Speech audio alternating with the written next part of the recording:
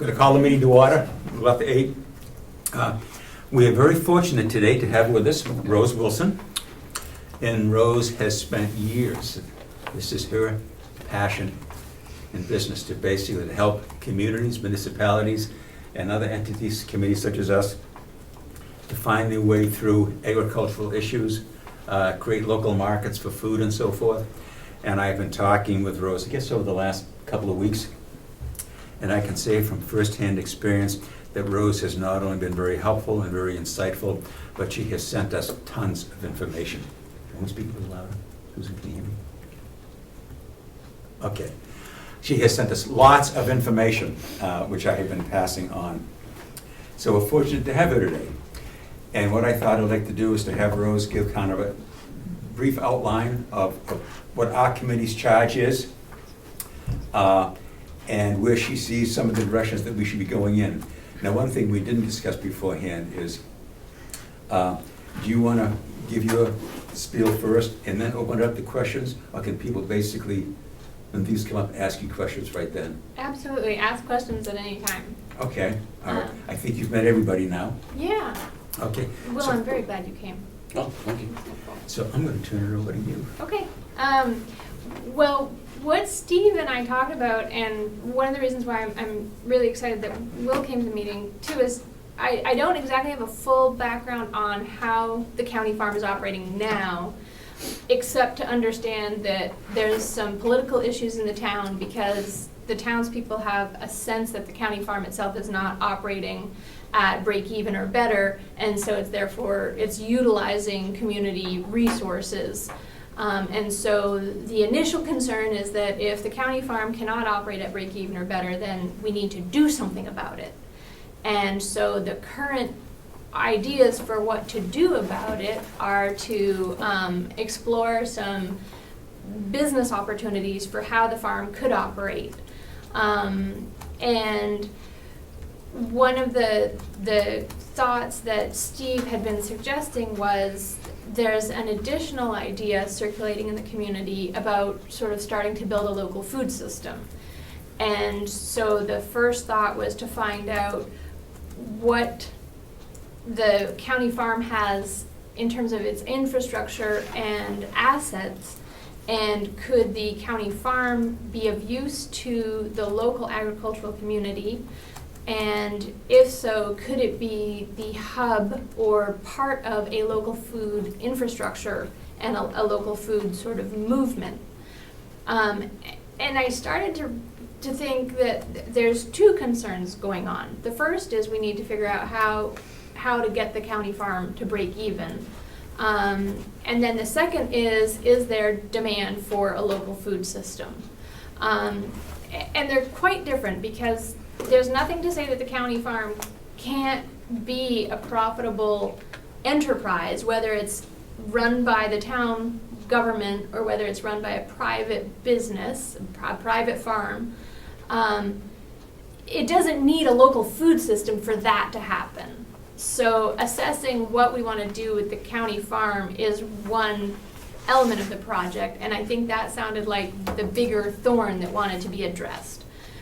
And then there's this second opportunity, which is looking at, do the growers in the region want to start more of a local food system where we're starting to, in addition to having the organic method of, sales are up, consumers are up, local food is going, to an actually sort of more proactive effort to encourage the local production and consumption, distribution of local foods. And so what I tried to do was tease out the two ideas into two projects. One is, and I think it all starts with identifying, especially if we're going to be in any way looking at the county farm as an asset that operates for the farming community, we need to really understand whether the producers in the region want access to the county farm, would make use of the assets of the county farm. So we definitely need to do some outreach to the community to find out what it is that they would want. And in order to do that, we actually need to take a step backwards and find out what exactly do we have as assets at the county farm. So what, in terms of the land base, in terms of the actual physical infrastructure, what is there? Because Steve mentioned that we think there's a commercial kitchen. We're not exactly sure what shape it's in. So whether we can actually say that, hey, we have a commercial kitchen or value-added processing facility available, what's the equipment in it, what's the status of the equipment, would it pass current, regulations? Those are the type of things we would need to understand so that we could then go to the farming community and say, hey, these are the assets we have at hand. We're interested in looking at ways that we can make them available to the community.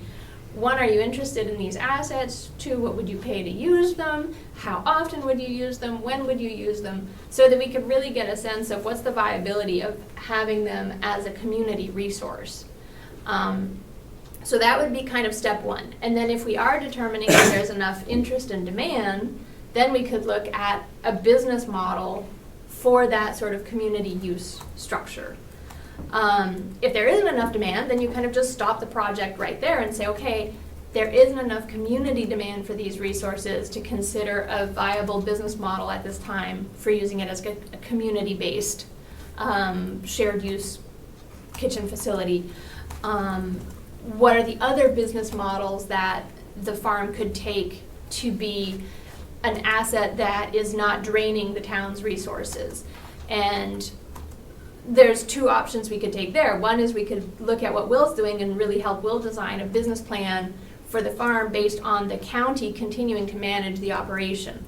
If, however, there's concern that there's tension within the community that the county farm shouldn't be operated as a county government entity that's competing with private farms, then the next step would be to help the county design a proposal for these are what the assets of the farm are and put it out to bid for various private farm enterprises to be able to put forward their business plan for what they want to do with the county farm and lease it out to the business plan that you like best or the series of business plans that you like.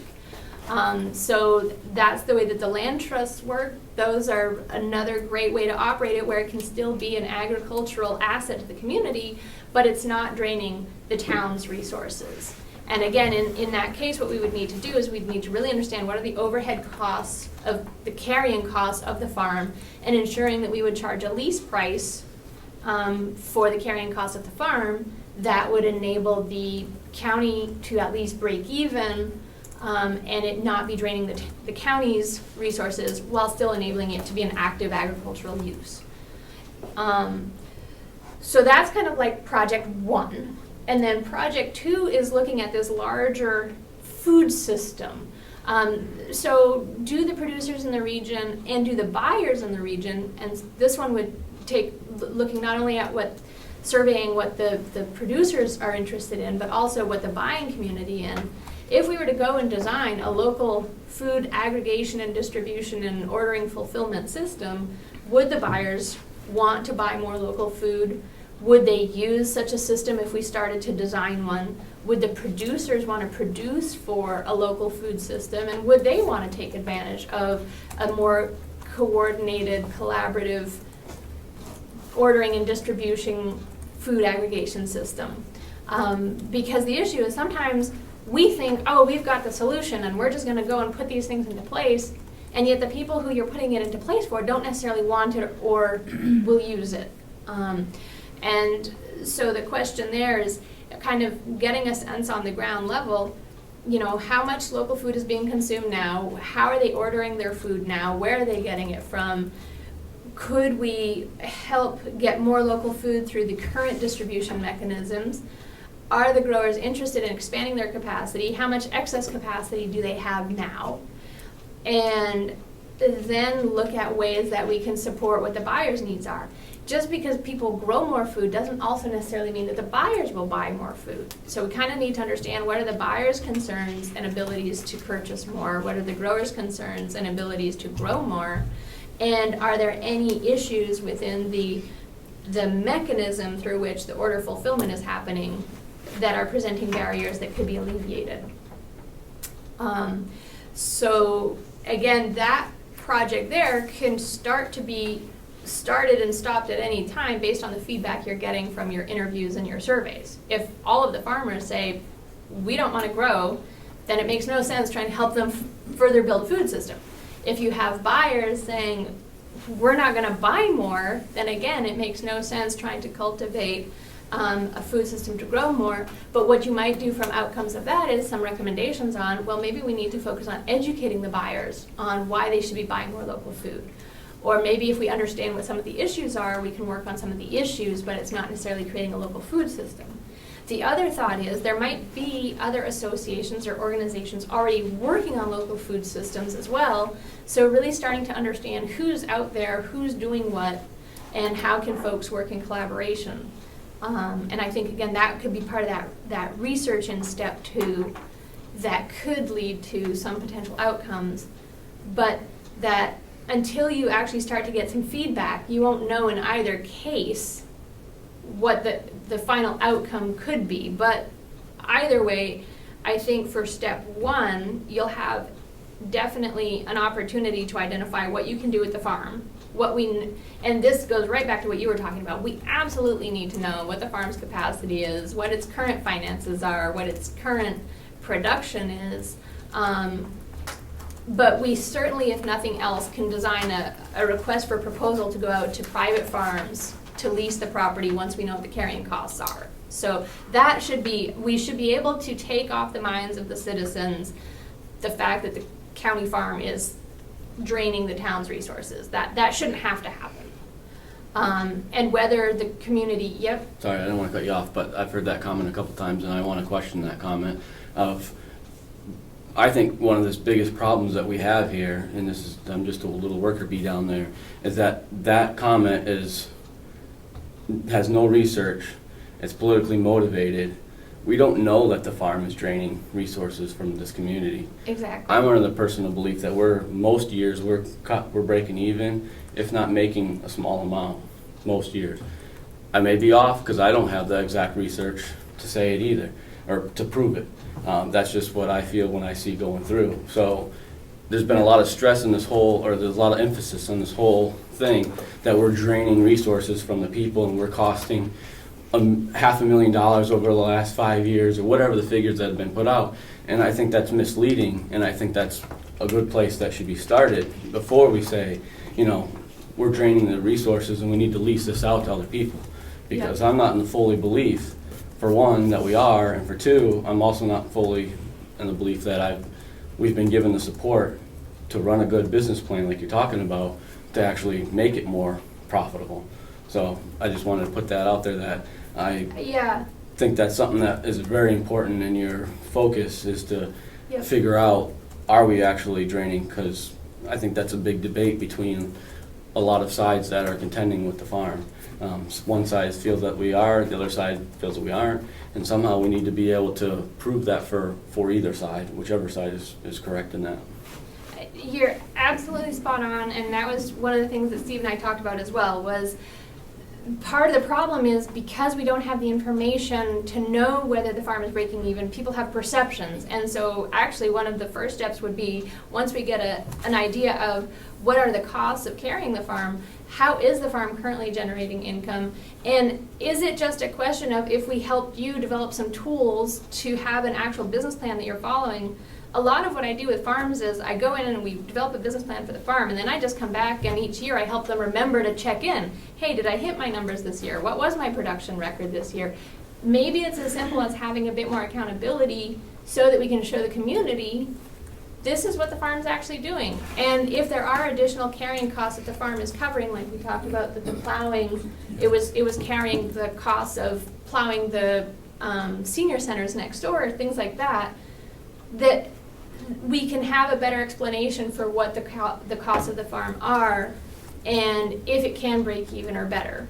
And if it's not doing that now, what could the plan be so that it could do that? Can I just interrupt for a second? Yep. Well, you've raised a good question, and having conversations with Becky and others, do you feel as of this moment that you have access to or are getting the kind of financial data that you think you need to really help you determine whether the operation is really viable? I mean, like, do you know now how many quarts of blueberries were harvested this year? I can tell, sorry. No, go ahead, yeah.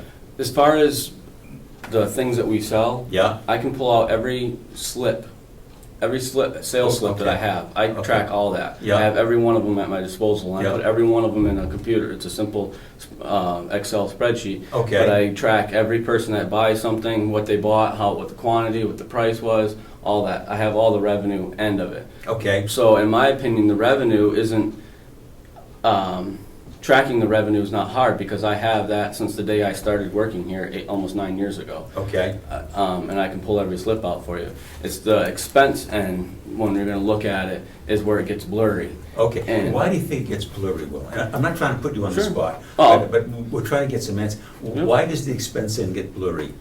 There's a couple of reasons. Okay, Okay, the first reason is in the past, and Becky used to work here and could probably, possibly agree with me, but in the past, we were called the farm, yeah, okay? And the farm also, within those expenditures, also did water and sewer stuff. They did the plowing, the lawn mowing, they did all these different things. There were separate budgets for some of those things, but the majority of the salary, which obviously is one of the biggest, Yeah. salary and benefits and that are Yeah. the biggest aspect of your Yeah. expenses, were all shoved under the farm. yeah, They weren't evenly distributed to the amount of work that was being done. Yeah.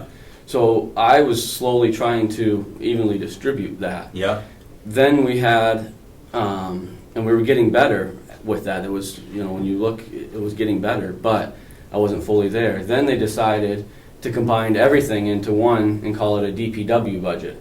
So they brought all the water expenses for the people that lived on the village, all in there, all the sewer expenses, all the plowing expenses, and then all the farm expenses, and they blended them into one. And that's where we're sitting today, Yeah. is I've ran this whole last year, this budget, and this next year's budget that I'm developing, the course the direction I've been given at this point is to continue the same as we did this last year, and everything's blended into one. So, yes, I pretty much, since I'm the one that buys all this stuff and I'm the one that codes it to what line goes in, I can pretty much tell you what expense was all the farms, but that shouldn't be the proper, because maybe someone doesn't believe what I'm saying. I think we should almost have, if we want to really evaluate it, we should almost have a separate expense just for the farm to evaluate it. So along that way, one of the things the commissioners asked this year, and I've been working very, very hard to do, is we've set up our Chrono system. So every time we do a farm activity, I put in there, we go in there and we put in, okay, we worked 2 hours cutting wood or delivering wood today, or we did 6 hours of hay today. For me and my employees, I go in every payroll and I have to manually insert that. So supposedly there's a way that you could look right now in Chronos and see all the hay, all the hours I spent, and me and my employees and Yeah. I have spent doing hay, and all of them that we spent doing wood. That's a good thing to me, because that's gonna break out the true the cost. labor, the costs Exactly. of doing those things. But now I think that we need to fully evaluate it. We also need to move in the other costs. We need to break away fuel, and we need to break away, baling twine and all these other things, equipment repairs that are equipment repairs exactly on farm machinery, not equipment repairs on the plow truck that's doing the plowing, or the backhoe that's not doing something with the farm. Yeah. So we need to break those into a separate budget, along with this history that we've been building this year Yeah. of labor, and then we'd have a better financial expenditure sheet to look at, in my opinion, to compare it with Yeah. this, what I feel is very accurate revenue, because like I said, with the revenue, I have the sheets. Let me ask you another question. Let's talk about the hay. I know recently I was talking with Ken, and I think at either a commissioners meeting, one of our meetings, he made the comment how this has been a good hay year. The weather has really helped. So right now, at the end of the hay season, if someone asked, could you basically tell them how many bales of hay have been harvested? Yes. What you got for that hay, and what the cost of that hay was? So you could actually give a breakdown as to the profit and loss of just the hay operation? The profit, the half of that, yes. Okay. I can do tell you that how now. much hay we produced. I can Yeah. tell you how much I sold. I can tell you how much I got for that hay. Yeah, What I can't tell you, because it's all in that one Yeah, budget, the is cost. the expenditure Yeah. to make that hay. Yeah. Exactly. I have a good idea, Yeah. but if someone's sitting across the table and doesn't believe what I have to say, Yeah. now we're going, it's his word against my Yeah. word. We should have a way that you don't have to take our word, you can see it You've plain been and dated white. back on what you said. Right. But, well, even though they combined everything into DPW, the coding of it, they can subdivide that. So they should be able to give you the expense if you're coding it towards farm versus water. No. You can't do that. In that system that he has, if you're putting Well, a code on it, are you coding it to say it's I- going to the farm, or you're just coding it to I DPW? just code, all I have is DPW, so I only code it to DPW. There are subcodes in that system. Okay. That's how he can, that's Yeah. how when you see the budget Yeah. sheet, they have the timber, they have the wood, they have the blueberries and stuff still. Yeah, on the revenue side, I'm talking about the expenditure side. If I have one line item that's called maintenance and repair, okay, is that maintenance and repair for farm machinery? Is that maintenance and repair when I buy all my pumps that I have to repair the water system? They're So all when getting did- coded when did into he s- one when line did- item. But see, I don't understand that, because there always used to be subcoatings on there. Electricity was a subcoating on it and stuff, so he should be able to pull those numbers out of that program. Well, you can ask him, but I can just tell you the way that I'm coding the things. That we used to have a water budget, a sewer budget, a farm budget, and a maintenance budget.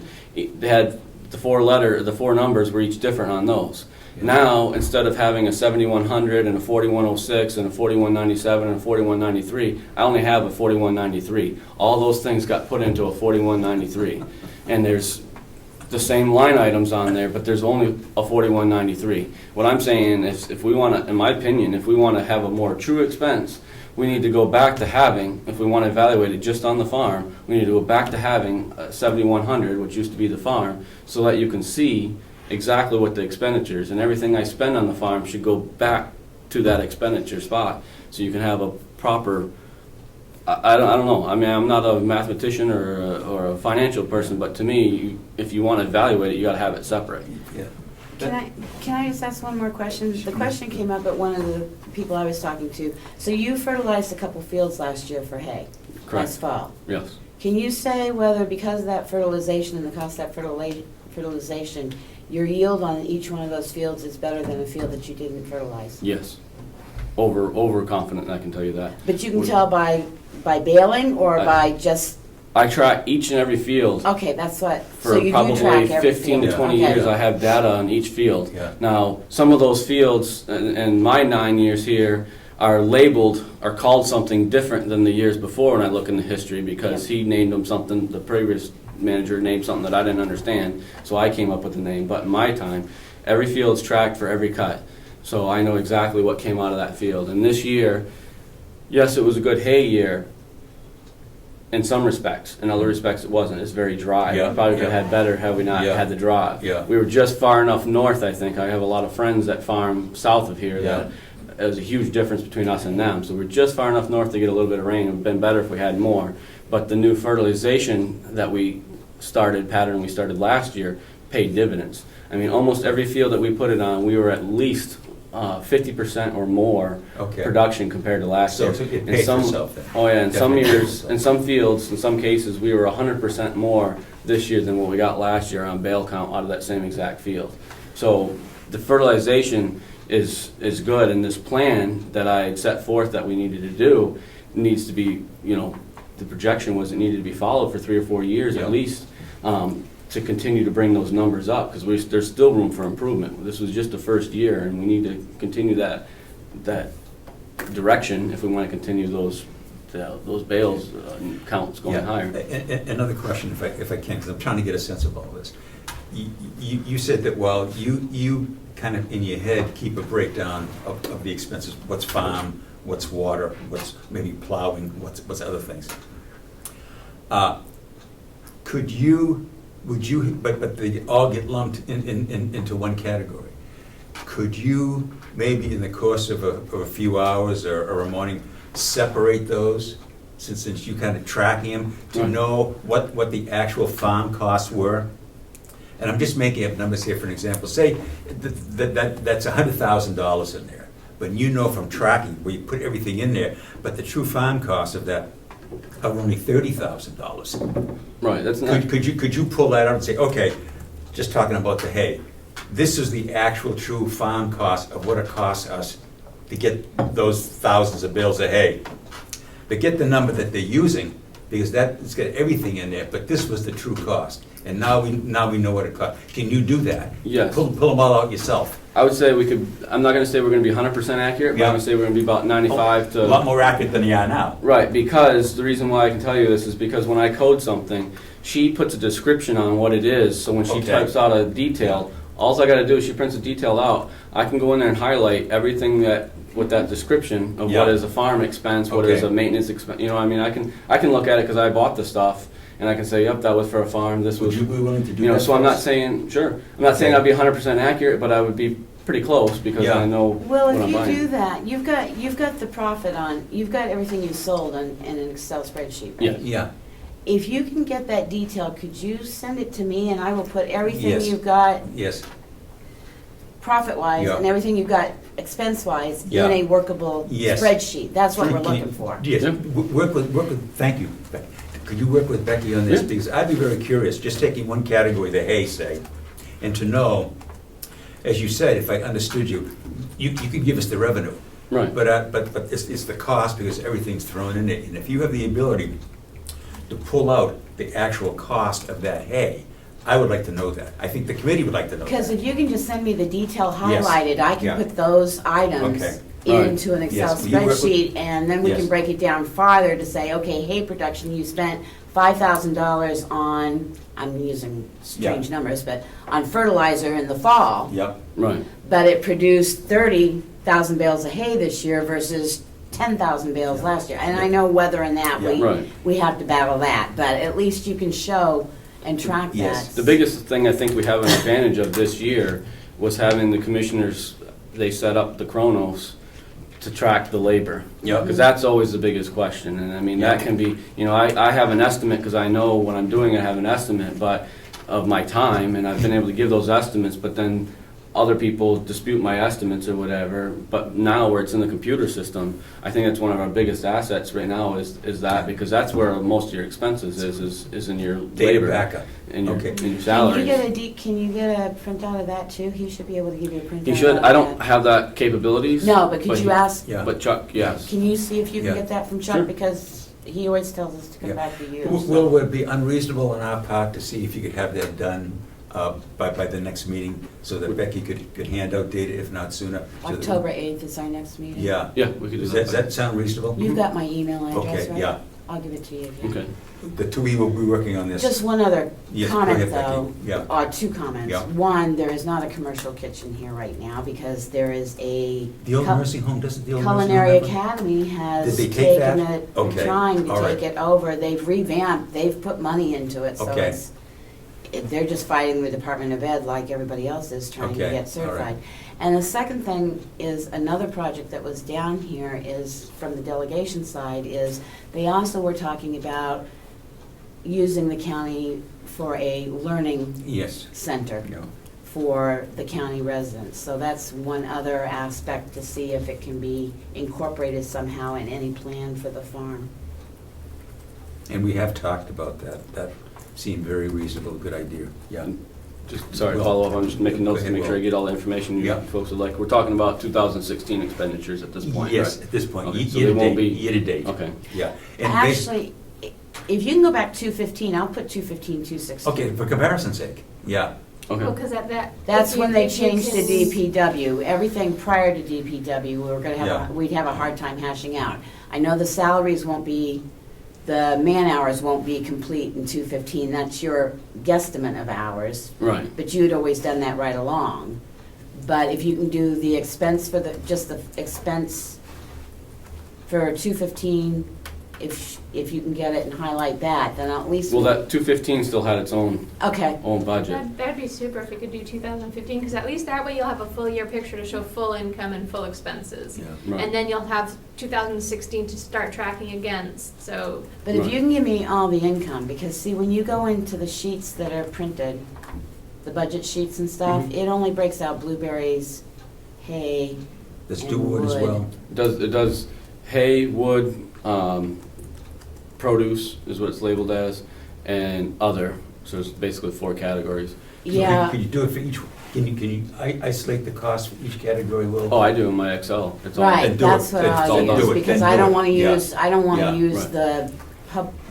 the budget that's Yeah. printed, because it only Yeah. has the 3 breakouts. And I look, it doesn't have an other, I don't know where they put the other, because I can never have anybody tell me where their timber sales actually goes in for income. Well, that's another whole discussion, but, Yeah. So do you have access to overhead costs like insurance, electricity, that kind of stuff?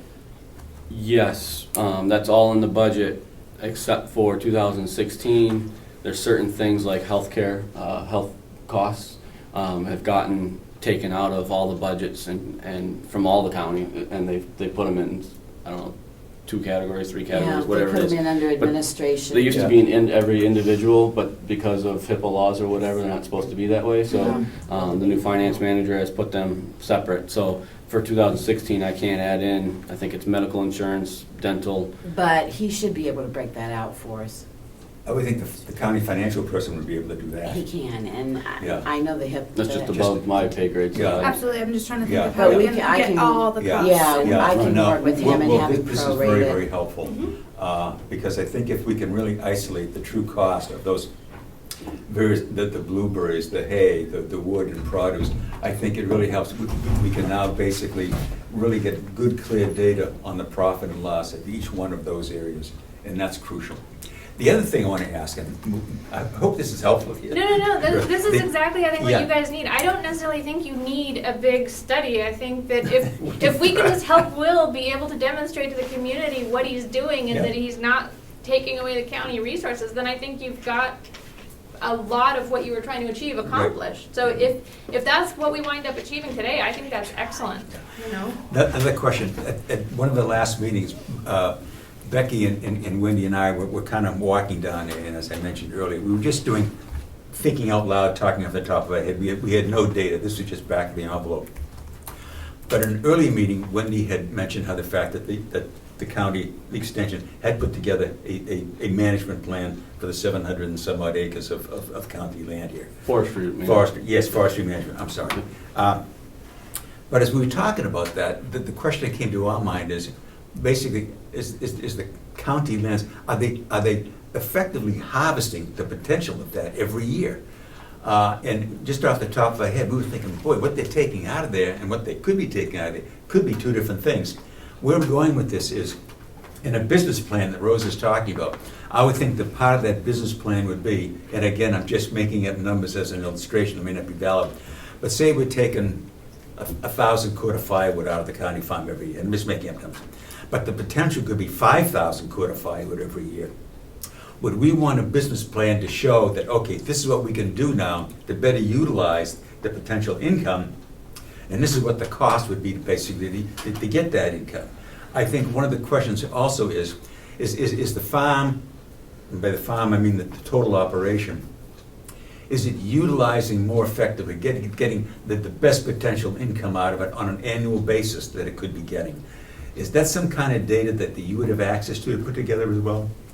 I could, Olivia, go. I mean, I'm sure Will can talk about the timberlands, but the management plan is based on the long-term sustainability Yes. of the forestry Yeah. resources. So Yeah.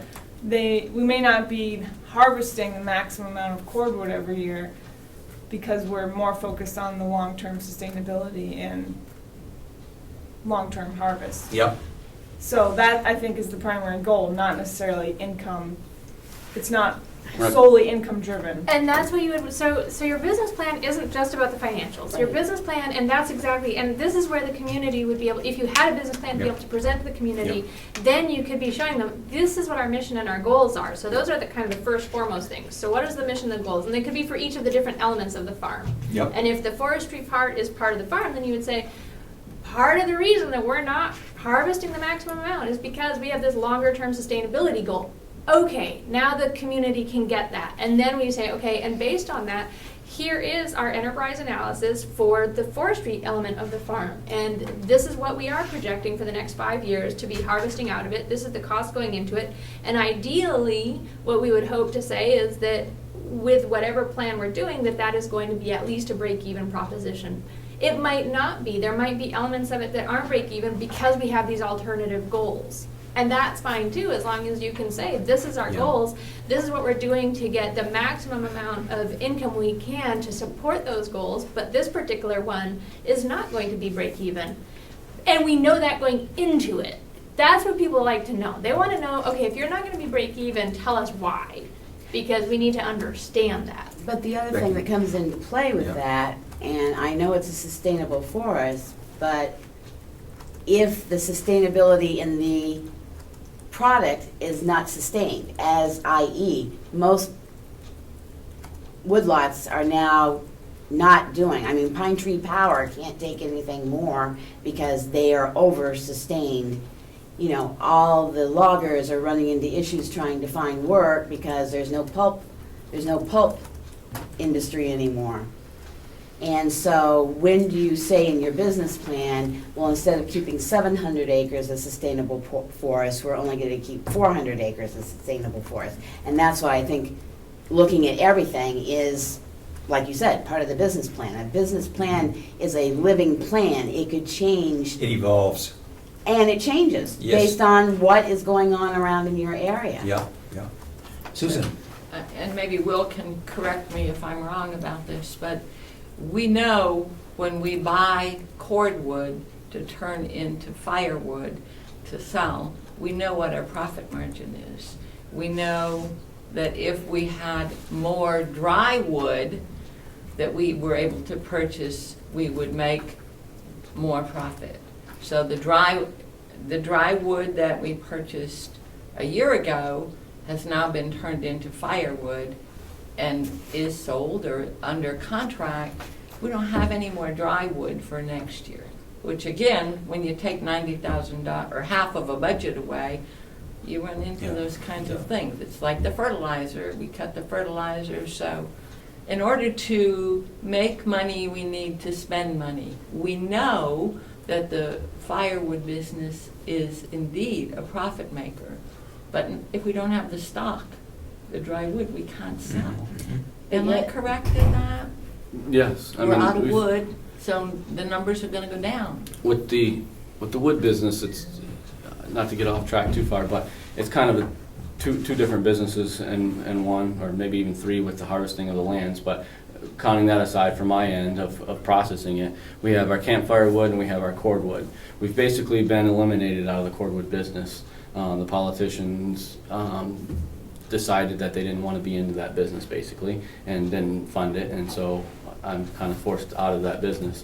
So they wanted to capitalize on the campfire wood business because it's more profitable, which, you know, I agree it is more profitable, but you can only bag, my little side note is, you can only, from a management side, is you can only bag the wood so fast. So when you process it, you process up a bunch that these people are bagging, you still have this person that could be, yes, it's less profit, but you could be using that Right. labor over there, but Right. that's another issue. So back to the campfire wood business that we're now focusing on.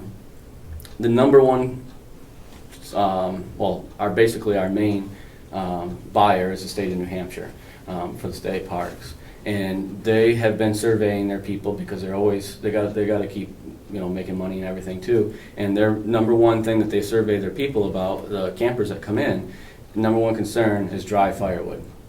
That's, people want to be able to come from, you know, the city or whatever and be able to light firewood with not having a lot of skill and be able to have a campfire.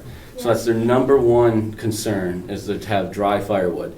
And if I have any loads that are questionable, those people come right back to the state that are working behind the counter, the people, and they say, you know, geez, I couldn't get that wood started, this and that. Those people get right on the phone and they're calling me, well, what's going on with this wood? How come it wasn't, you know? So I've been running this fine line of trying to, because they'll refuse to buy it if it's not to the quality. I've been running this fine line to try to make my revenue numbers that I'm getting pressured over here, and yet have a quality product to sell. And that fine line has gotten thinner and thinner, and I'm running out to the point where if we don't make a change in how I get a product in here to sit on, to let it dry, I'm not going to be able to, you know, my good customer service skills are running out because my product's not matching them. You know, I can only woo somebody so long, and if I don't have the product to back it up, they're not gonna buy it. So that's where I'm running into. So like Susan said, you know, I need to have, you know, ideally, I'd like to be a year to 2 years ahead of wood sitting out there so it can be drying, so I can provide a good product to these folks. Because once we can provide the good product, there's probably a little room of growth in revenue. Right. You can't demand high prices and provide a crappy product. You know, if you want the higher prices, you gotta be able to provide product to demand that. And would people, just a rant, and now we're getting into the details of the business Yeah, plan, sorry. but, no, that's fine. Do you have buyers for green firewood?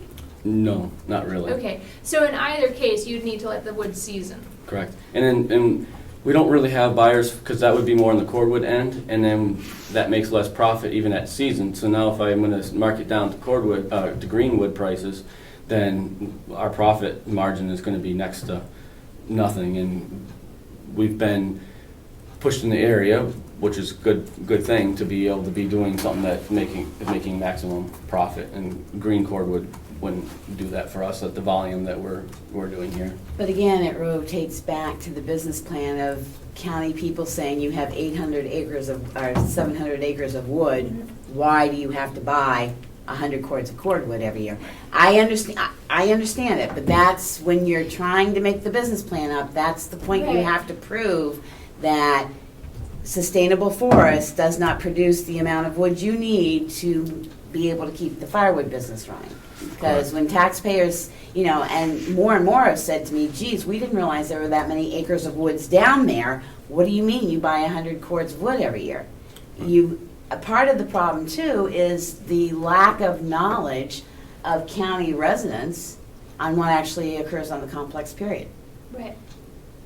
Well, and just so that I understand the firewood piece a bit better, if we had the opportunity to harvest the wood from the forest and let it sit in season for 2 years, could you be using the wood from the forest as opposed to having to buy in wood? A little yes and no. Yeah. And the reason why, the way we've planned, or the forest, Wendy's predecessor developed this plan for sustainable that we've been talking about. So in that plan, they are managing for sol quality logs, the big Yeah. money logs. Yeah. So the firewood that I'm using is a byproduct, and it's not their ideal goal of what they're trying to grow on the property. So keeping that in mind, the forestry plan calls for about 100, if all these were done on time, it would call for about 100 cords of wood a year that could come off the property. I've built a business, in my opinion, in the last few years that can easily sell 200 cords a year. So they've asked me to keep increasing my revenue, and I've been matching that, but I have to have the product, which can't be produced on the land, to match that revenue that they want. So that's what's been going on that end. There was another point I was going to make, and I'm sorry, but we're selling more than what we can produce on the land because we're managing the land for good quality, you know, for the future and for good quality. The one spot that maybe we could improve on possibly, but sometimes it's out of our control, is when those harvests that were laid out in the plan don't necessarily get a chance to happen every year like the plan calls for. That could be an improvement, but the reason why sometimes it doesn't happen is weather conditions. I mean, depending on the land, the forester doesn't want the loggers coming in here and wrecking our land, and that's a huge part of it. And then the second part is marking trees for us isn't Wendy's primary job. She has a huge plate on her that she's trying to balance, and so she incorporates doing the forestry stuff for us. So those two elements, her having a full plate and then the weather, can play into the fact that we don't get them done every year. And by not getting them done every year, so if we miss a year because bad weather, well, people still want to have campfires at the thing, so I need to have a backup to be able to buy some wood in and have it sitting here ready to go. Because we couldn't get it off our own land, I still need to sell something. Yeah. So that's kind of the... Yeah. Does pricing also enter into this? In other words, if the markets, let's say for pine, white pine, are really down and low, would you basically then postpone the harvesting for that year in the hopes that maybe next year that the markets will be better? Or does market pricing never influence the decision, the timing at all on this? That would be a more direct question for Wendy. I Okay, think it is okay. for some landowners. I Yeah. think just in my experience, and I don't know, this is just what I've noticed here at the county, is we've been so driven by getting the wood for the campfire wood program that we don't even care about what the log prices are gonna be. Okay. That we just, we want that stuff off our land. We don't care what, and that's what I've seen. But the Now, I could be long-term, wrong. yeah. But I don't think that Wendy holds out for that. I think we just Okay. have been trying to go along, and what it is what it is. Now, some landowner that didn't have to worry about that would probably play that market a little more. Yeah. I don't think that we have, but I don't know. That would be a Okay. question for her. Another question, follow up to Susan's question. I want to be sure that I understand this. If, as you said, you need firewood in the pipeline here. I mean, what you cut this year may not be sold next summer. It's not going to be sold this year, and it may not be sold next summer because of the moisture content. But if the county budget is cut, so you're not harvesting any of it this year, then wouldn't that mean that next year and the year after, you're not going to have any campfire wood to sell at all? That's where I'm running into right now. Okay, Because all right. that fine line of being able to, we bought, the market last year was hard to get hardwood in. It was very hard and it was very expensive. Yeah. So we went to, and hardwood is what the campground's like. We went to the campgrounds and said, we're having a hard time getting it in. Would you consider taking pine? Pine, the price was way low. And they said, yeah, go ahead. As long as you get us some wood, we'll take it. We want at a reduced price, but we'll take it. Yeah. So we got in a bunch of pine probably it was in like November, December. Obviously, it doesn't season well over the winter, but fortunately, early this spring, what we did is we took another tactic and we processed a bunch of it up and had a huge pile sitting out in the sun and the wind and everything, and pine tends to dry a lot faster, and we were able to let that sit there for a couple months. And then as the summer went on and we were getting low on our inventory, we started bagging all that. So like in August, probably end of July all the way through August, we were bagging all that pine that we had processed back in March. So we were able to kind of cheat the system, if you will, or my normal system a little bit to try to use that product this year. But if we were dealing with hardwood, which is that they really want, we couldn't have been able to cheat it in that short amount of time. So every time we don't plan to have wood here and we don't have it here, I can only cheat the system for so long Yeah. before my product Yeah. doesn't Yeah. match up to what they're going to take. So cutting the budget this year impacts future income then? Oh yeah, and this year, Well, and that's why I said, we sort of need these numbers because Exactly. November's budget is coming up. And I don't care who you are, taxpayer, delegation member, whatever, you need to prove the fact that this is what your product cost you, this is what your sales is, this is what your labor is, and this is what the equipment Right. cost is. And if there's not a profit margin there, Exactly. you're not going to be able to support saying, well, if I get 100 cords of wood in. What we need to do is to say, this is what it is, and this is our profit margin. If we buy 200 cords of wood, we can project out that our profit margin will be this in 2 years because it needs to dry. But that's where we're running into the bind for November, is that by you giving me those numbers, hopefully we can say, okay, this is what the cost was for the 100 cords. This is what the labor cost was. This is what the equipment, because we're still paying for the processor. Mhm. And this is what our profit margin is. If we bring in 200 cords, we can project out at this base, this is what our profit margin will be for the next 2 years.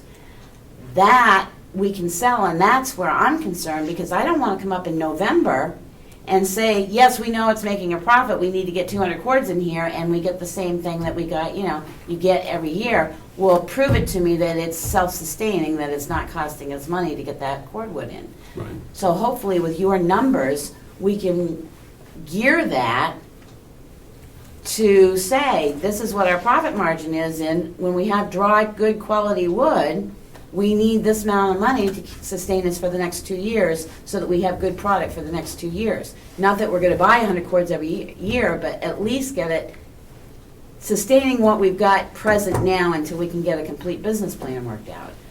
And we do know what the gross profit is. We don't know what the net profit is. Exactly. You know Or- how much or it if there is a costs net you for a profit. cord. Or if there is a you net know it. profit. Exactly.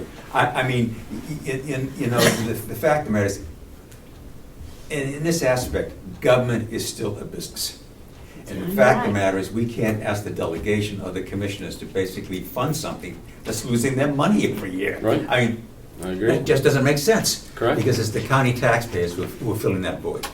And I like where you and Becky are going with this is, if we can get solid data in which all the non-farm costs and expenses are taken out of that budget and says, okay, and again, we'll use the wood.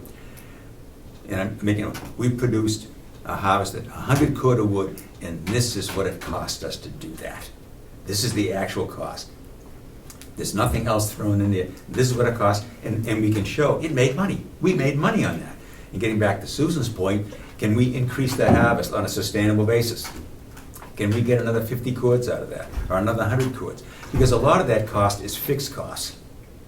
The labor is a variable cost, but some of that cost is fixed.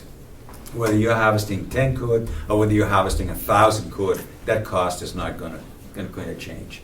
But it was the variable cost. So increasing, the production by 50 cords, say 50%, you're now increasing the profit exponentially. So that's the data. That's the case you've got to make. You've got to make it to the commissioners, and just as importantly, you've got to make it to the delegation. It is a business. And I think that's the angle that we've got to go on. And we've got to demonstrate that this county farm, if push came to shove, as a standalone operation, is a profitable operation and worth investing in. Or- I just have to say that. Go ahead, Susan. We all know that in order to make money, you have to spend money. Yep.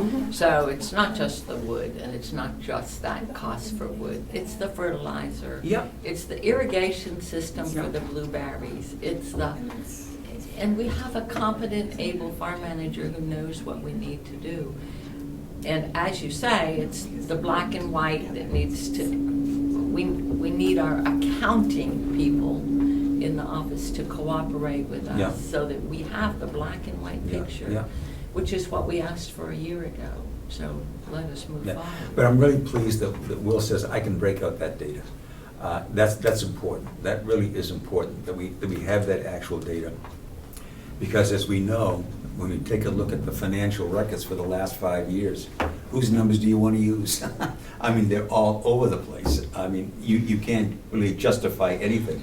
But if you can pull those costs out and say, these are the actual costs of either producing hay, harvesting wood, blueberries, or whatever aspect of segment of this farm operation, you can pull out and say, these are the numbers. I can back up every number that's there. I can justify it. I can show you receipts. I can show you bills. I can justify it all. Then we can make the case, and we can say, in every aspect, it's profitable. We're making money. It's hard to walk away from something that's not making money. Anyway. So, as Olivia. far as next steps, it seems like there's gonna be, you guys are gonna work on Yes. the income and expenses, and Yep. then maybe developing a business plan is a good idea and making the. That would be evaluation public. the follow-up step, yes, is to And take a look at that. We've also, just to put the RFP discussion back in the conversation. Well, that's all a part of it. That's all a Well, I part think of it. yes, but I Yes. think there are different tasks here. Yep, and yep. So I don't know if we want to talk about the RFPs. I know there was a bunch of emails going around. We haven't really touched on that today. Well, yes. What I would say about, so this is where, and this is kind of You when continue. I don't know if you guys need an RFP. Right. I think Neither. if you just need to get Will Business. a business plan to communicate to your community, this is what, and this is where, not just knowing today's income and expenses, but knowing what, this is Will's 5-year plan, and this is what the income projection looks like, and this is what the expense projection looks like. And that's why we need to budget for 200 cord of wood this year, because it's not gonna impact this year's budget, but next year, it's gonna show.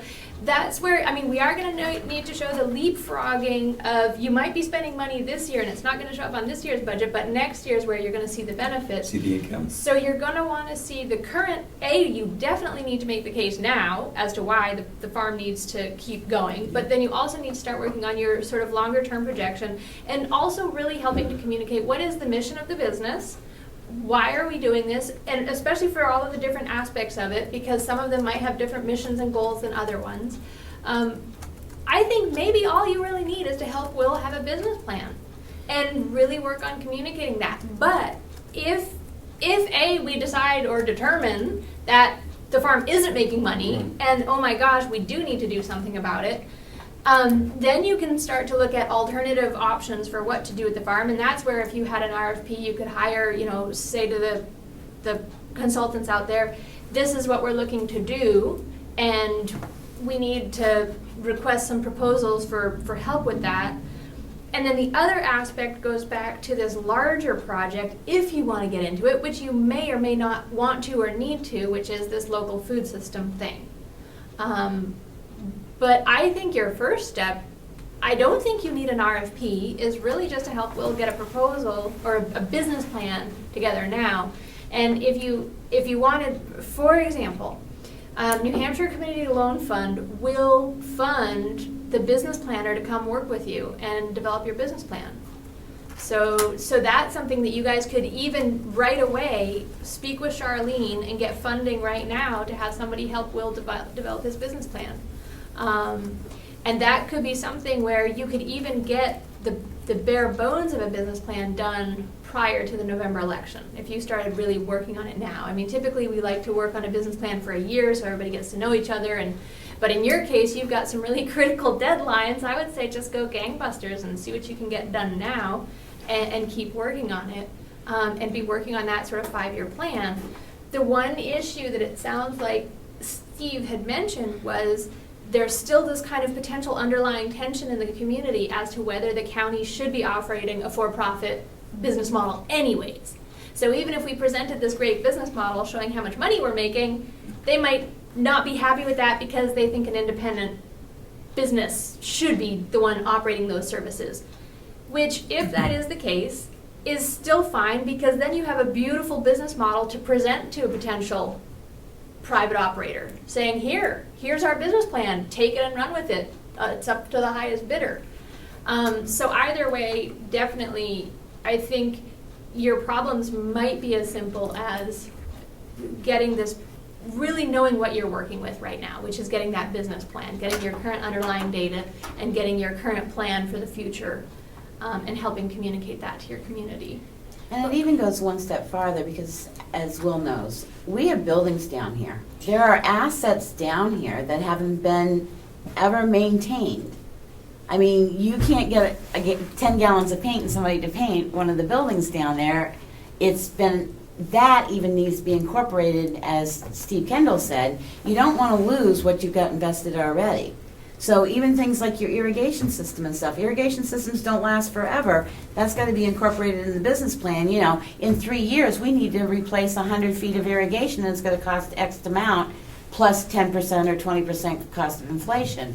So that what we've got down here, we can at least maintain as well. I mean, we've got buildings down here, and maybe they do have a different use than what they're being used for now. I know, like, at one point they talked about cleaning out the white building down there with all the antique stuff in it, and that hasn't occurred not because you don't want to follow through, but it's you don't have the manpower to follow through with it. Right. I mean, that's what we got to keep in perspective, is that, we had almost 30% of our budget cut this year. I lost $90,000 out of the budget. I lost a 22-year veteran employee. And so we've had a lot of cuts happen to us that reshape. There's a lot of potential that can happen in certain ways, but it's had to reshape with with our responsibilities of what we can accomplish. We didn't do any gardening this year. The plan, the directive and the plan basically was to wind the farm down. Do the hay this year and get rid of the wood you have, and that's it. So this whole year I've been managing basically towards live for today and not worry about tomorrow, which in farming is devastating, because for farming you always have to be looking about tomorrow, because that's how, it's a longer range thing. You can't fix things overnight when in farming. Things takes time for the wood to season. It takes time for the fertilizer to get into the ground to do you good and all these things. So it's, in my opinion, I think we have, if we can prove all these things and we can get past the political end and everybody can get on the same page, I think that we have a bright future. But I think we've already gone a step back, and in order to overcome that step, if we all work together, we can overcome that step. But we have to realize that we've already taken a step. Things that happen. I mean, hay customers this whole spring, people didn't, because of what was in the paper and everything else, people didn't even know if we had hay. You know, I've lost customers, they started finding other people because all this discussion was talking about, you know, the county farm's gonna shut down, so they're looking for other sources. When you got animals to feed, you need to make sure you have the feed in the barn. And so I don't blame them and I don't take it out on them, but they've got to be realized that, you know, that we have stepped back because of all this talk that's gone on, and we can, if we come together, we can overcome it.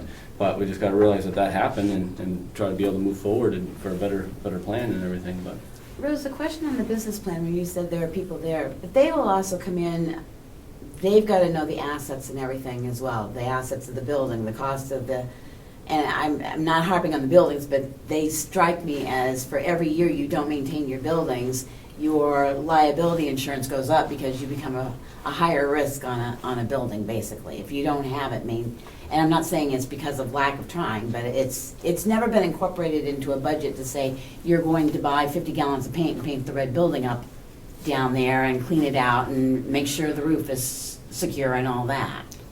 it has and it hasn't. I mean, we have painted since I've been here. We have replaced roofs.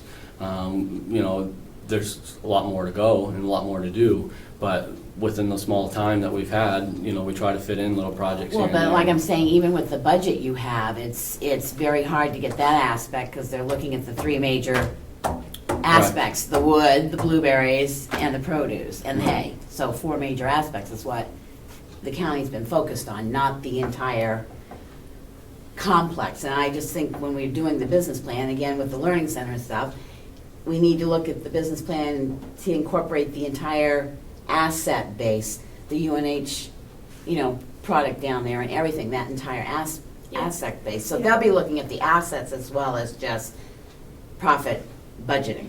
Yeah, absolutely. And that's really important. Unfortunately, you guys are stuck in a really sticky situation, which is you're going to write your business plan, you're going to do what you want to do, but then you have somebody actually overseeing you saying, no, I'm cutting that out of your budget, which most farms that I get to work with, they get to, if that's what they're going to do, they get to choose. I'm going to spend my money here, I'm going to do this, I'm going to do that. Unfortunately, you have somebody actually overseeing your budget and telling you, no, sorry, we're taking this out of your budget this year, or we're changing your plan on you. We're telling you, hey, you're going out tomorrow, so start dwindling down.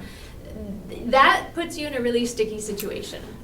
The situation is they've never seen a business plan. Right, so That's my the hope- that situation. is my A whole hope. new world. My hope is that if we can start to change the tide where you can say, Yeah. this is my plan and this is what I'm going Yeah. to do and this is my budget, and you get to start being proactively requesting and promoting your budget so that people can't go in and start redlining it on you, you'll be in a better situation. And in that case, you always want to be looking at your depreciating assets and creating a plan for how you're going to maintain your depreciating assets. I mean, we have to have a budget line for what is our infrastructure, what is it going to take to maintain it. If that roof is going to need a new roof in 10 years, then we just start budgeting for it. And we just start saying, we know that in 10 years, we're either going to need a capital campaign to fundraise for that roof, or we're going to need to start building it in this current, 10 years worth Right. of upcoming expenses. There are basically 2 parts in a budget. One is what we call the operation. This is to pay for the labor, the insurance and all that.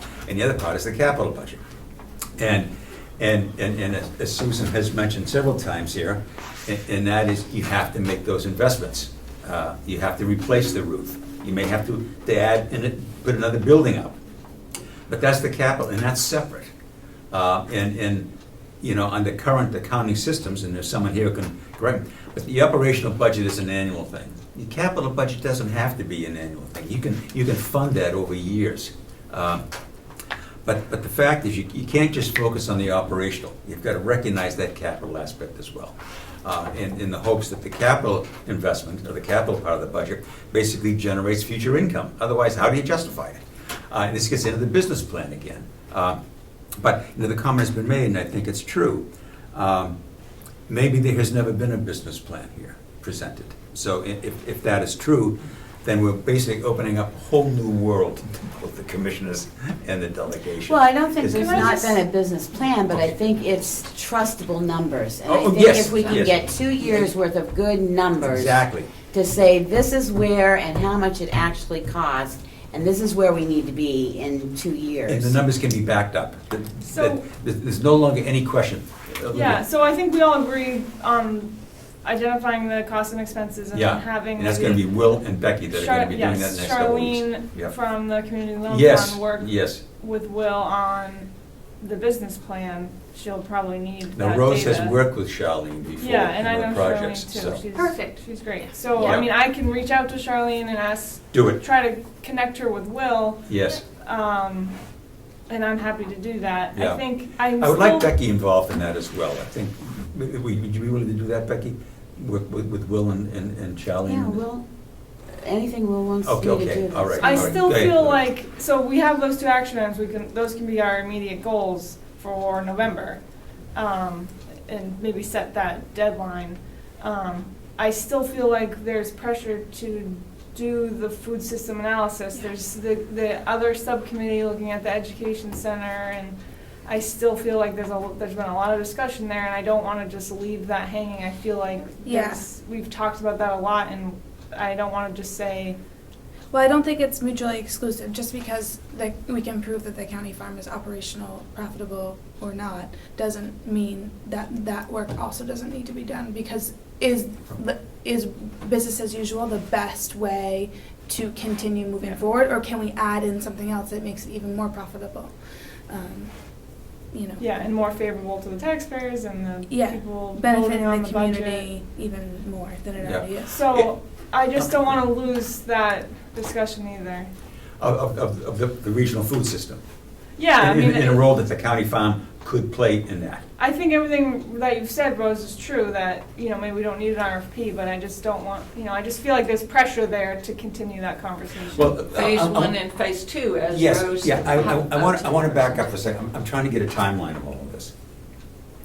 And if I've incorrectly heard something, Rose, you've talked about the county farm business plan, in which a lot of the data that both Will and Becky and now Charlene are going to be working together on.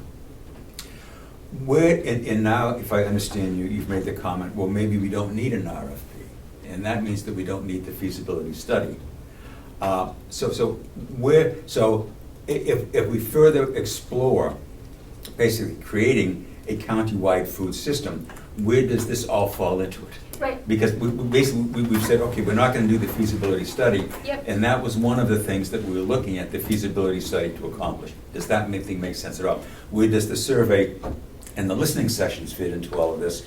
Because to me, the survey and the listening sessions are important. We need that sense out there, and we can't talk about a county food system until we get that kind of feedback. Yes. So you gotta flesh Yes. that out for me a little more, Okay. please. So where I was going with that was, Yeah, if okay. the only thorn in our side was what to do with the county farm, because we're getting pressure that people feel it's not breaking even, then it sounds like what we needed is just to help Will create a business plan to present to the community. We don't need an RFP for that. Yep, If the second project, which is looking at this countywide food system, is something that we still want to pursue, either it's a need or a want, then that would require, it's a different project. And there's two things with that. So that one, I would say, still plan on doing your RFP and going out and, finding out what it is that we're trying to do, and develop the project for that. And we can talk about that in a second. The sticky part about that is, if you want to incorporate that or the county farm's role in that plan, then when you're designing the business plan, Will, this current business plan, as you're designing the current business plan, that farm plan should be thinking about how it could potentially play into a larger food system while you're designing it. Because it makes no sense to start designing a plan that's got a 5-year horizon and not be incorporating the larger food system component into it.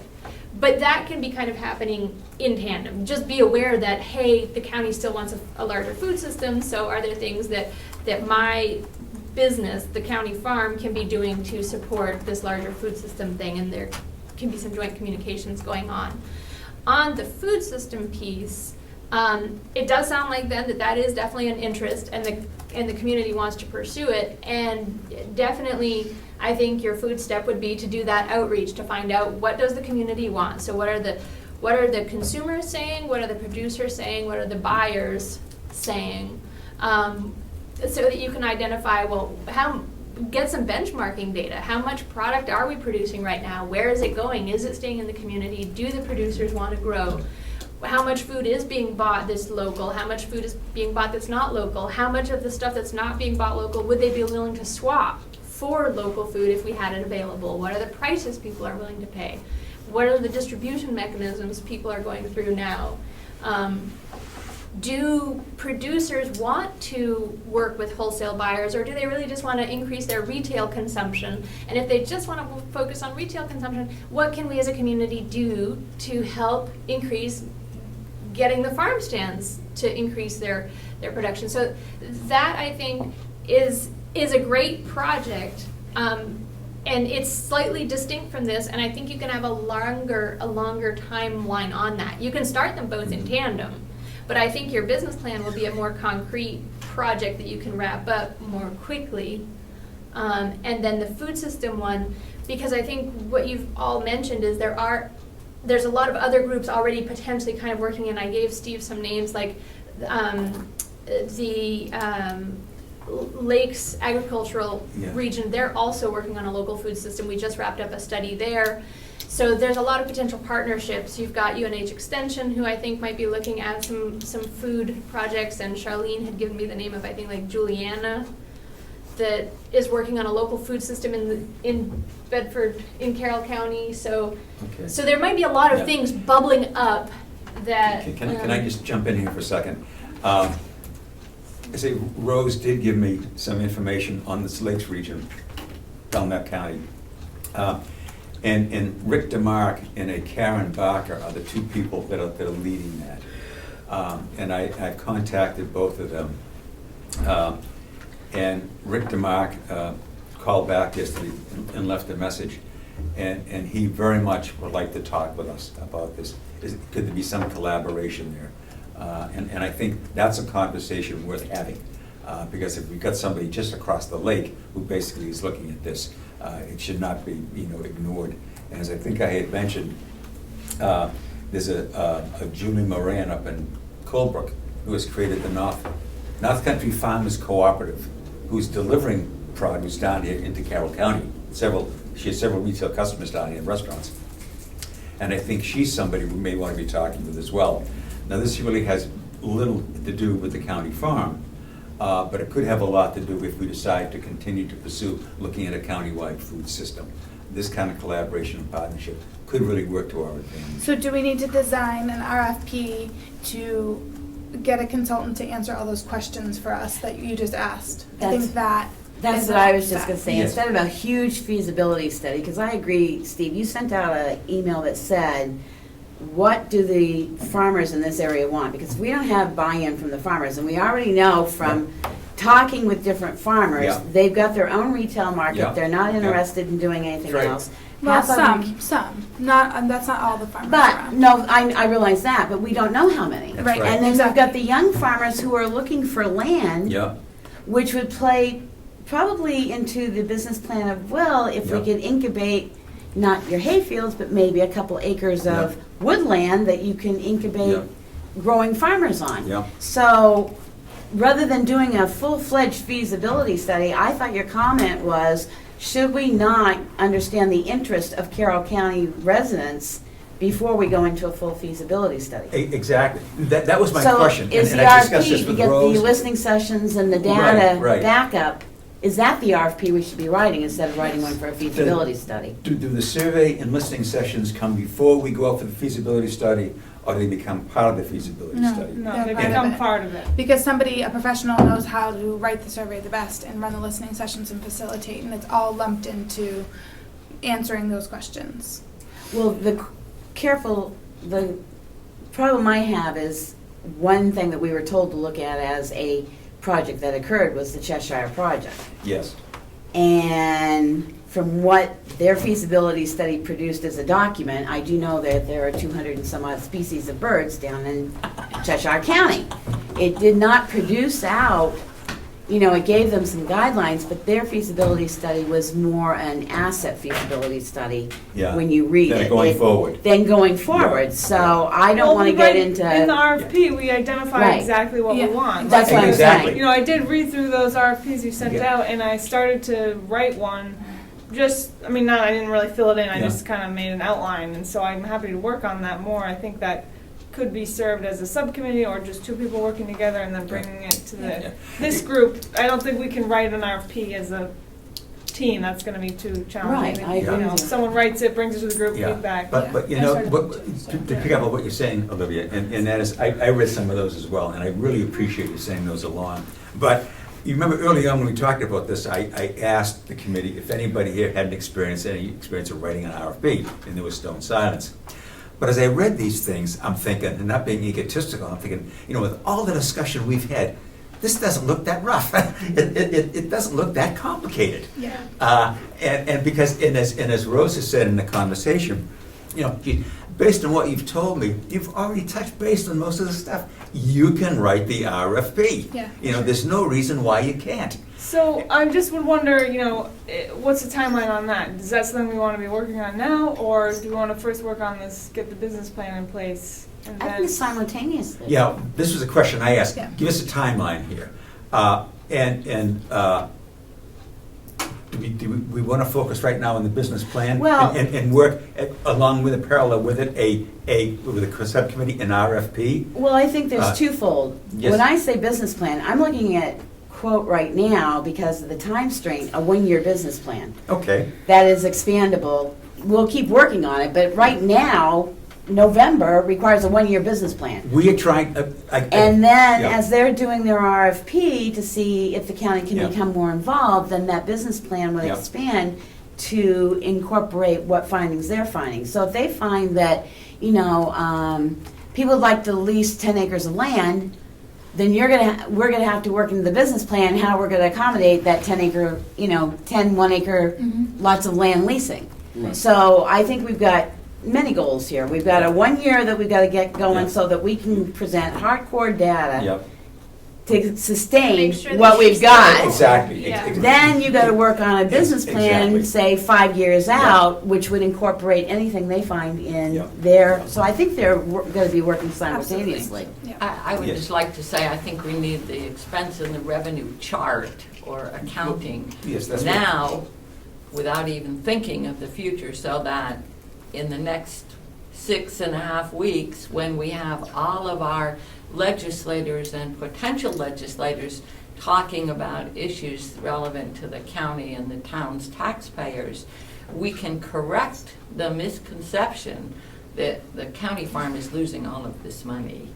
And I think that we can't ask any legislator to sign a pledge or to say they're going to support the county farm until we give them a document that says, these are real numbers. And so I would like to see us with those real numbers within the next couple of weeks. Well, that's Yes, a yes, short-term yes, yes. business plan. Yes, Will and Becky are basically within the next couple of weeks are going to be working together and come up.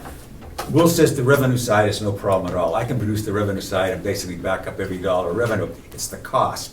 And what Will and Becky can do is to pull out those costs For 2 years. where everything gets thrown into this kitty.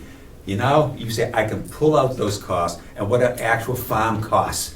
And so that's what we need to be able Well, to do. not even just pull them out, but I that we guess- have a receipt to back up, Yes, so that- the that- numbers yes, are that's- hardcore exactly, numbers. Exactly, so, Because my point is Yes, Susan. that Becky and Will and others can work on that simply without even needing the assistance of the community loan fund.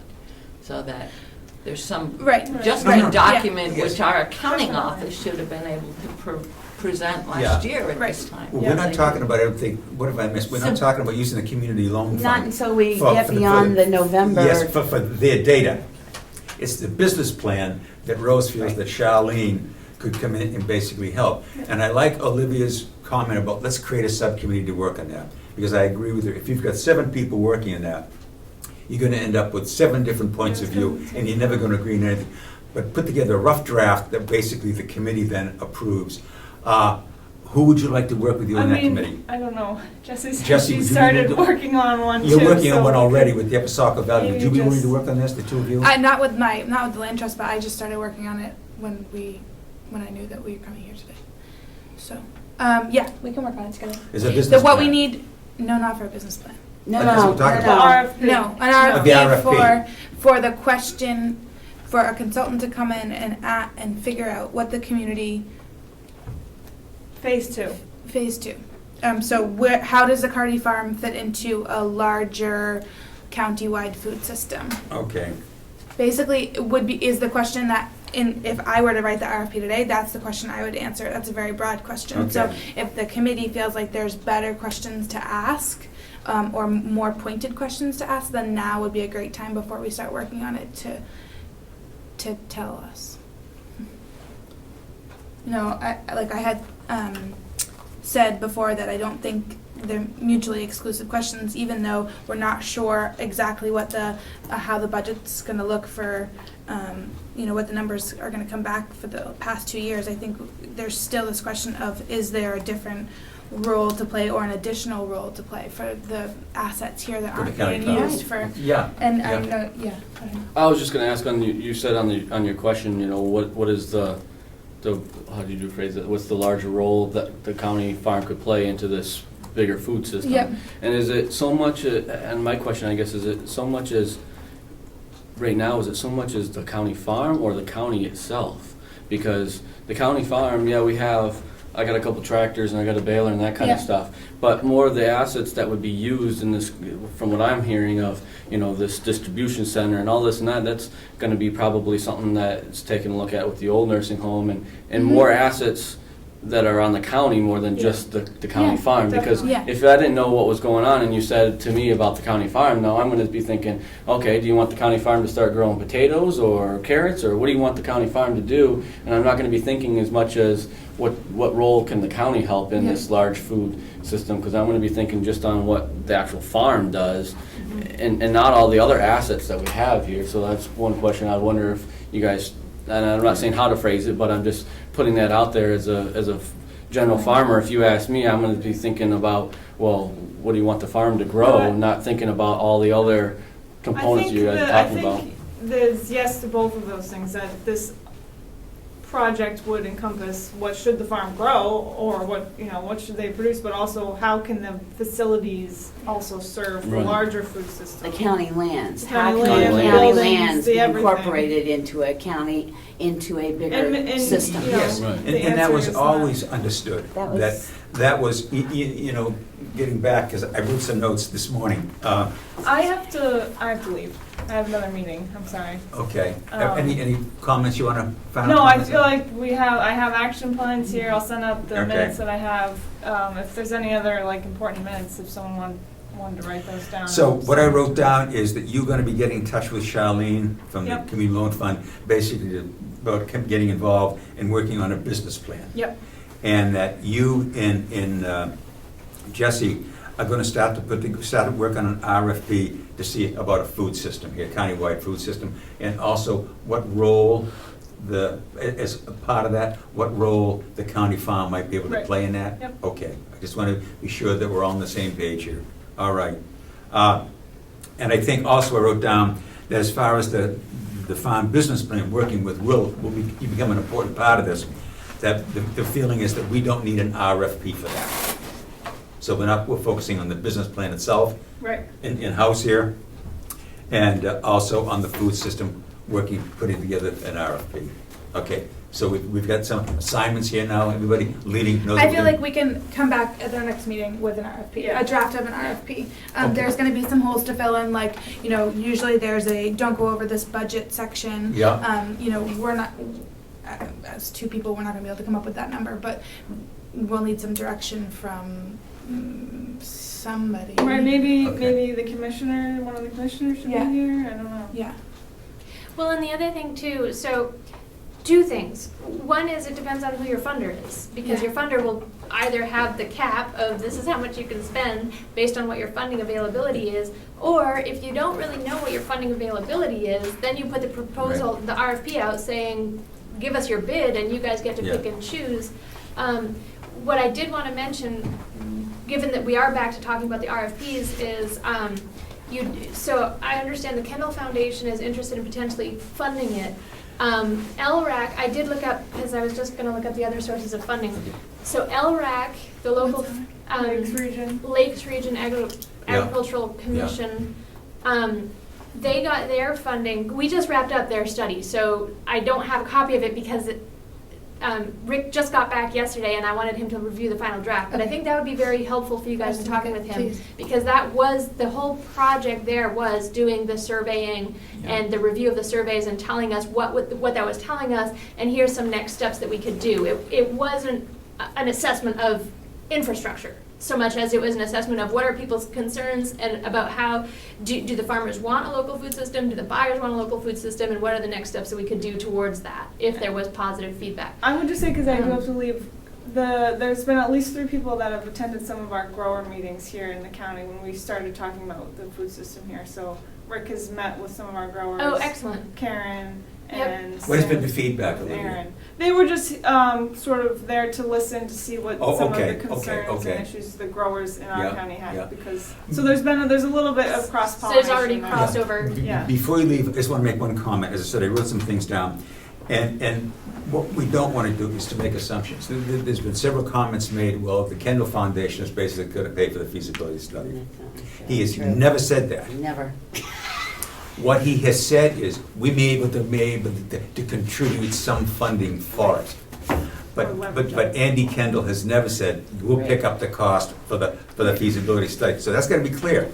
So, and also, so there's no, so the funding still becomes the big question mark here, and we've got to continually work on that to get that funding.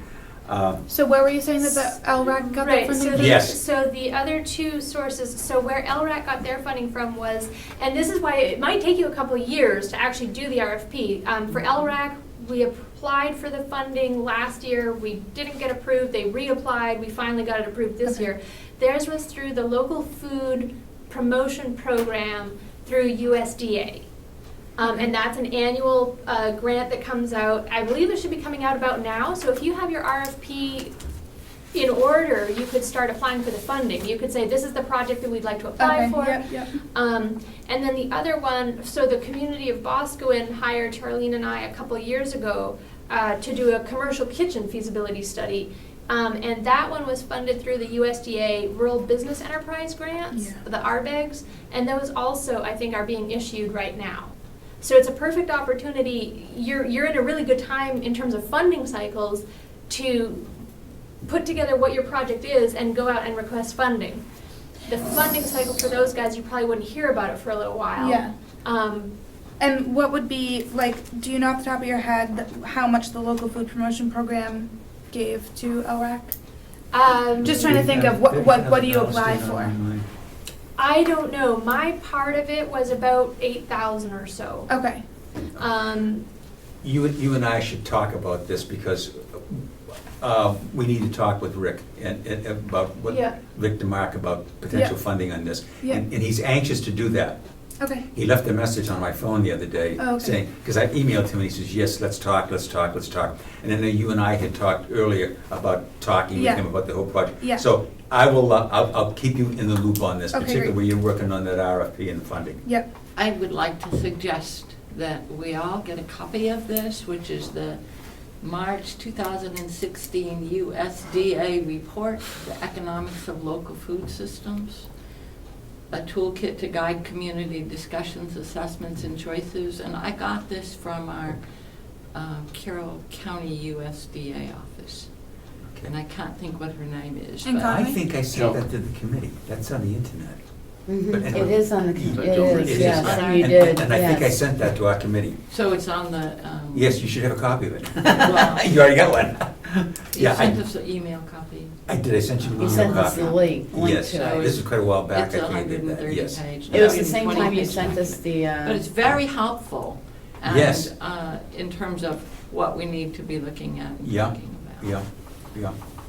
So- Because that was in use as part of the, putting the survey together with some of their Yes, suggestions, yes. as well as the other study that you had sent me that they had done their survey. Yes, yeah. The Boscoon budget, I think, was around 30,000 Okay, for a commercial kitchen. for the commercial kitchen study. And how long did that take, the study? How long did you guys Let's see. spend on it? Just, I'm trying to think, Boscoon, I think we started in, I think Boscoon, we had about a year. And for LRAC, we got started in May and we're just wrapping up now. Okay. So May, June, July, August, September, about 5 months. yeah, okay. Um, As we move forward on these two next steps, so RFP and a really clear budget on what's going on at the farm, Yeah. do you have any suggestions for us as we move forward on those two parts? Before, as we wrap up? Yeah, no, I think getting Will connected with Charlene will be great. I Yeah. think you guys definitely getting a budget to present, because it sounds like the county's about to just close the farm down if you don't have a way to present at least your immediate financial situation. So you need to do that to get some community standing behind you again. And then start working on the longer term plan. Reach out, the other person I would reach out to on the Boscoon one would be Liz at, let me just look at her. I think her name was Liz Sweeney. She was gonna send you the RFP because she, Yes, you had copied me on an email exchange you had with her. she would be great too to help you walk through the process of how to write an RFP. She's from another economic development association. And I think, let me just see what, Capital Regional Development Council. Yes, So she does central New Hampshire, but she would Yeah. probably be great to connect with, okay. just in terms of the process and timeframe. But I think if you can put once you know what the pieces of your RFP are, then you can start going and applying for the funding if you need to, or presenting it to Andy and seeing if Andy would be Yeah. willing to fund it. Yeah. Okay. And I don't want to come across as he's closed the door, but what I do want to emphasize is that he never promised that they would That's fully right. fund all this thing. What he said was, there may be some money available for certain aspects of it. So, and unfortunately, I had emailed him and Peter Benson from the Charitable Foundation about funding, because both of them had talked about funding. And I didn't hear back from Peter Benson at all. But one of the other things I really want to stress here, and Rose has brought it up, and I've discussed this with her, and that is the timing. Both the Kendall Foundation and the New Hampshire Charitable Foundation are hesitant to commit to this financially until after the election. So that November 9th becomes very, very important. And I know it means that we've lost another 7 or 8 weeks and all that, but we're still working. We're working on a business plan now, we're working on an RFP. So the time does not have to be wasted. But I think we've got to understand is that those doors to funding, unless we pursue other sources of funding, and again, I want to thank you, Rose, I think we should do that, but we can't rush this. That there are some things that the powers that be are going to say, work as fast as you want. Get it to us last year, but we're not making a decision till after that election. And we've got to understand that. So Charlene, you sent us Charlene's contact? I have not contacted Charlene. No, but do we have her? Yes, I can send we it do. along, I'll send it Yes, along. okay, She's yeah. in the Olivia New knows Hampshire her. Community- They She's would the New welcome Hampshire fund. Community Yeah. Loan Fund, and I know you've worked with her, you have mentioned her. In one of the emails, which I think I forwarded, you had mentioned Charlene, and, Yeah. and she's willing to help us, so. Then I just have one more question because. Oh, have lots of questions, Becky. Well, I've got lots, but one more for here. Sorensen had brought up that the UNH is doing a Does survey. Does anybody know anything about that at all? I just I- asked Olivia about it and she said no. She didn't, I would be surprised if it was happening and she didn't know. Did about you it. hear anything Okay. about it? Because he said he heard about it at his last meeting. A where- survey on what? On all New Hampshire farmers. Oh, I don't know.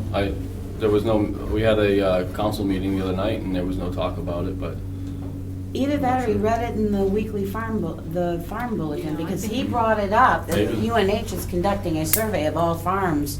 I did In the remember state of New seeing Hampshire. something in the Farm Bureau. So that would be last something that would be nice to get. Yes, Oh, yeah, for exactly. sure. Yeah, well, Exactly. I Yeah. think she'd be She can probably figure it Yeah, out yeah.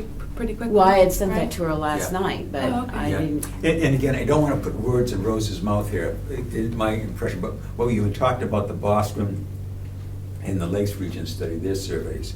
If I remember correctly, you had said that not only, in one case was there not a very big response, but the responses were basically not from farmers, yeah, where do I sign on to this thing? Come on, let's get going. It was, well, I'm not so sure. Did I understand you correctly? Yeah, so our Boscawen study, the end result of the Boscawen study was definitely do not proceed with building a commercial kitchen. So the whole thought was that the Boscawen Ag Yeah. Commission thought, we're gonna go build Yeah. a commercial kitchen, and all these farms are gonna come use it. And then they said, well, we better do a study just to make sure. Yeah. And they were sure they were gonna go through with building a kitchen. And the end result was, no, you really should not build a kitchen, because it's gonna cost you a lot of Sure. money and nobody's gonna come use it. Yep. So it's just helpful, that's where that. That's the where money the they spend survey and the listening sessions become crucial. The last thing we want to do is have a mindset to assume if we build it, they will come. Because if they don't, we're gonna look awful stupid. And we're gonna have an awful lot of explaining to the delegation and the commission to say, you know, how did you justify that kind of an investment? Yep. Because we can't. Well, and that's what I said, just in my area alone, we've had 2 local places open up that are now gonna be running 24, around the year, that are food, farm to table. Yeah. And one of them is very low-key because they put everything in their building.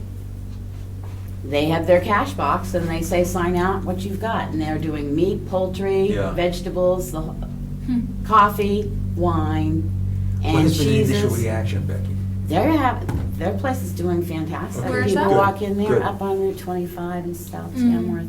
They walk in there, they do ice cream, and I Yeah. think they're going to find that they're going to Yeah. be, I mean, the Sandwich Creamery is another one. I mean, they're a Right. self-serve.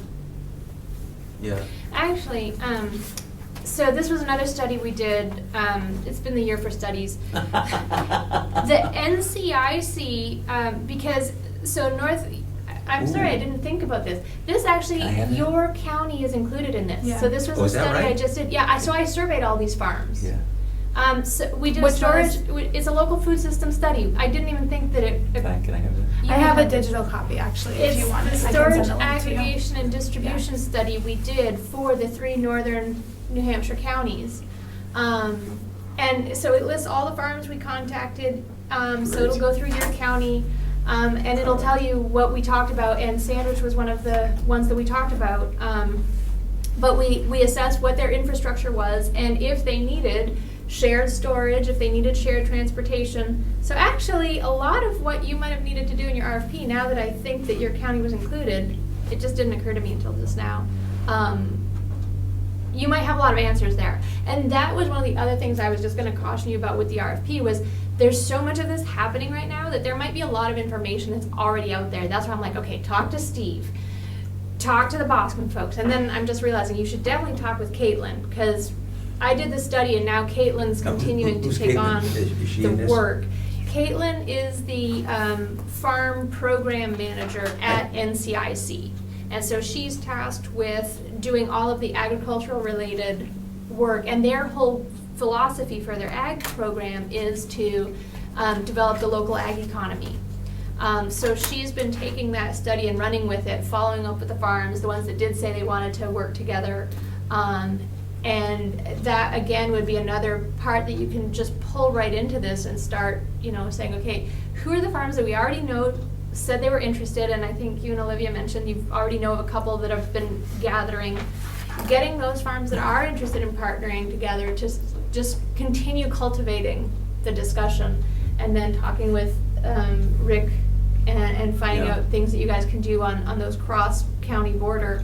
Because the other thing I think too that the RFP might find, and this is what I was concerned about, I know they have their farmers, whatever it's called for Carroll County, Farmers Association. Farm Bureau? Farm Carroll County Bureau. Farm Bureau, yes. But I'll tell you, just driving through Tamworth, the number of startup farms that have happened that probably are not tied into the Farm Bureau, there's a Yeah. lot of, Independent. we just had a winery open up on my street. I didn't even know there was a winery there, and now it's opened up on my street, because I'm not thinking farm is pure produce. There's a lot produced under agriculture in Yeah. the state, in Carroll County, that's not just vegetables. It's So it's very- that's, as yeah. long as we get that whole broad base of whether it's wine, soaps, Maple Christmas syrup. trees, It's maple It's syrup. the value added, that's where it is, it's not the grapes, it's the wine.